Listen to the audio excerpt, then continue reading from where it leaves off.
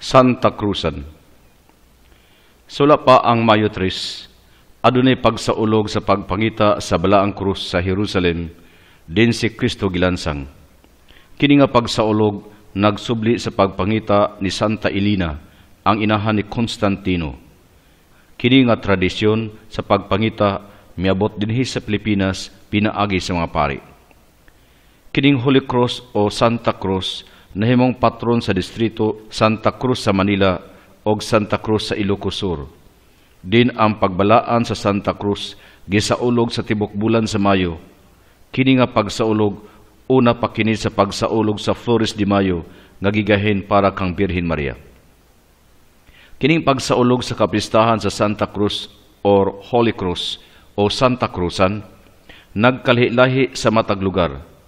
Sa Vigan, ang 3 de Mayo, ilang gisaulog ang Santa Cruzan, pinagi sa pagbalaan sa krus. Isip pagsubli sa unang pagpangita ni Santa Elena sa balaang krus.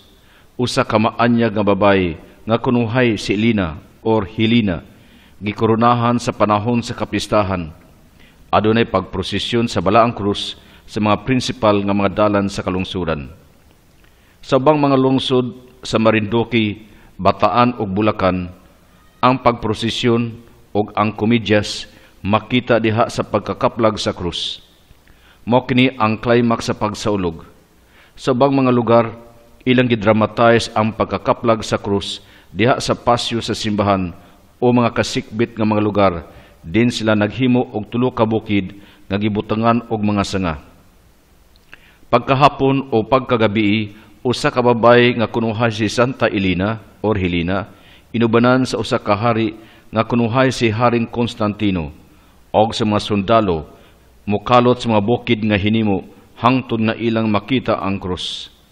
Sa ilang pagkakita sa krus, sila karon magmaya pinaagi sa pagkanta ug pagsayaw sa kadalanan sa lungsod. Samtang ang uban, maghupot og mga sinindihan nga mga kandila para kang Elena, samtang siya nagdala sa krus nga inunahan sa mga gwardya.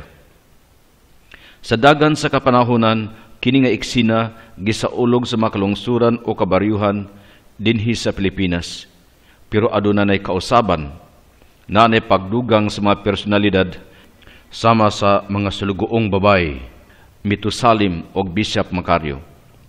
Ang pagsaulog sa Santa Cruzan nahimong komersyal kay nasagula na kini sa kultura sa beauty queens, fashion photographers, movie starlets, muscle transvestites, and aggressive mothers o ambitious mothers for their daughters.